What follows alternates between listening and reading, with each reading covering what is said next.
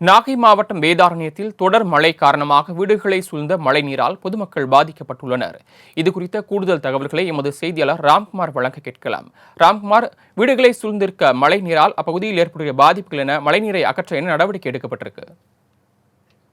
நாகை மாவட்டம் வேதாரண்யத்தில் கடந்த 48 மணி நேரத்தில் 29 சென்டிமீட்டர் மழை பெய்துள்ளது. தற்போது வானம் மேகமூட்டத்துடன் காணப்படுவதுடன் அவ்வப்போது கனமழையும் பெய்து வருகிறது.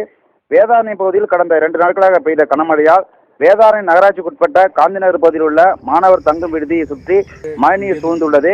காந்திநகர் பகுதியில் சுமார் 100 குடியிருப்புகள் செல்லும் தார் சாலை முழுவதும் சுமார் 2 அடி மழைநீர் தேங்கியுள்ளது. வீடுகளை சுற்றி மழைநீர் சூழ்ந்துள்ளதால் அப்பகுதி பொதுமக்கள் தண்ணீரிலே நடந்து வர வேண்டிய அவலநிலை ஏற்பட்டுள்ளது. இதனால் பொதுமக்களின் இயல்பு வாழ்க்கை பாதிக்கப்பட்டுள்ளது.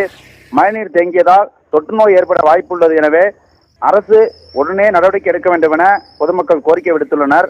இந்த கனமழையால் வேதாரண்யம் பகுதியில் சம்பா சாகுபடி செய்யப்பட்டுள்ள 5000 ஹெக்டேர் நெற்பயிர்கள் மழைநீரில் மூழ்கியுள்ளது.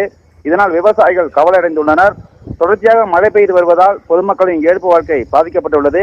இன்று வேதாரண்யத்தில் 10 சென்டிமீட்டர் மழையும், கோடியக்கரையில் 9 சென்டிமீட்டரும், தலைஞாயிறில் 3 சென்டிமீட்டரும் மழை பதிவாகியுள்ளது.